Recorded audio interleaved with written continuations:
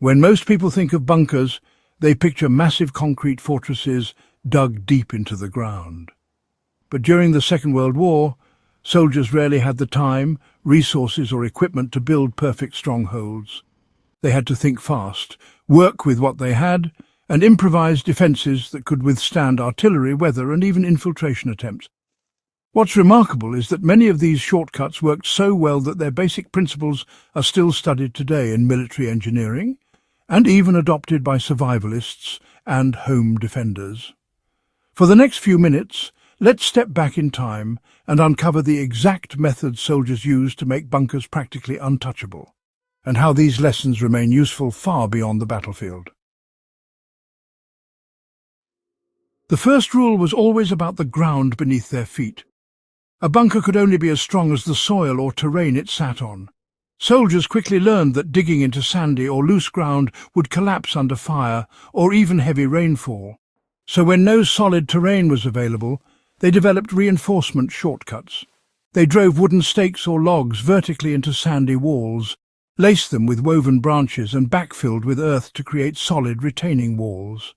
In clay-heavy soils, they angled trenches slightly to prevent waterlogging, creating drainage channels that kept the bunker dry.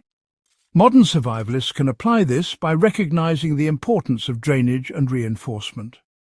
Even when building a simple earth shelter today, reinforcing sidewalls with timber, stone or stacked sandbags can prevent collapse under pressure. Layered protection was stronger than brute thickness.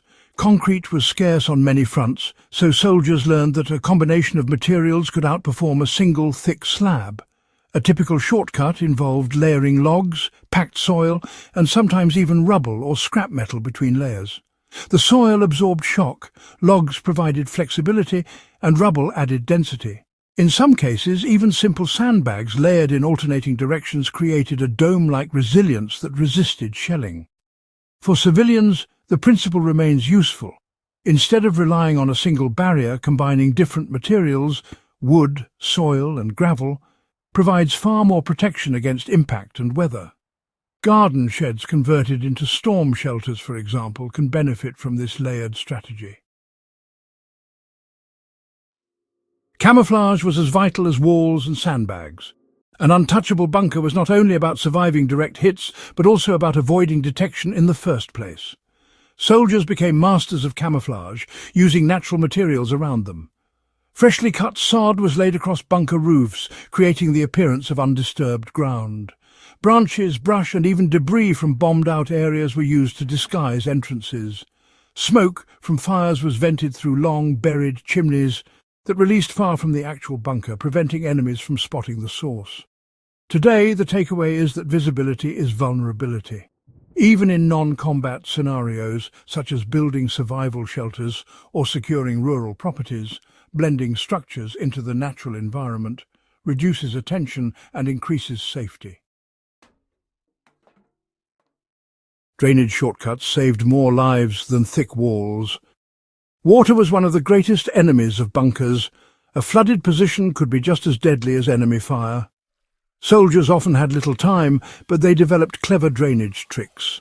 Narrow trenches were dug just outside the bunker entrance, sloped to carry water downhill. Inside, raised wooden platforms kept bedding and supplies above potential puddles.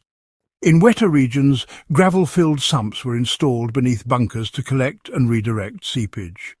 For modern preppers or even gardeners building underground storage, the lesson is clear. Without drainage, no shelter remains safe. A simple gravel trench around a shed or root cellar still follows the same principle. Ventilation was the silent defence most overlooked. Bunkers packed with soldiers quickly filled with smoke, carbon dioxide and humidity. To solve this, improvised air shafts were built using tin cans, hollowed logs or simple pipes salvaged from destroyed buildings. Some bunkers even had airflow directed by angled trenches that drew in fresh air while concealing openings from aerial view. Ventilation wasn't about comfort, it was about survival. Anyone today experimenting with underground shelters or storage cellars must prioritize airflow. A small vent pipe, angled and camouflaged can mean the difference between a livable space and a suffocating trap. The shortcuts made bunkers stronger because they combined simplicity with necessity. The ingenuity of Wwii soldiers lay not in having the best resources, but in knowing how to adapt whatever was at hand into a working defence. Untouchable bunkers weren't about perfection, they were about resilience. Layering, drainage, camouflage and ventilation turned fragile holes in the ground into strongholds capable of withstanding artillery and weather alike. For survivalists and history enthusiasts, these lessons are timeless. Whether you're studying wartime engineering or planning modern-day preparedness, the core idea is that strength comes not from materials alone, but from combining knowledge, adaptation and strategy. The defence shortcuts soldiers relied on in Wwii 2 proved that necessity breeds innovation. Their bunkers survived not because they were massive or flawless, but because they were smartly designed, layered and invisible to the enemy. The same thinking applies today, whether you're a student of history or someone preparing for emergencies in your own backyard. Resilience comes from learning from the past and applying those lessons with the resources you have on hand. If you enjoyed this breakdown of wartime ingenuity, don't forget to subscribe to Backyard Wisdom and share this video with others who value history's forgotten lessons. Together, we'll keep these timeless survival strategies alive for future generations.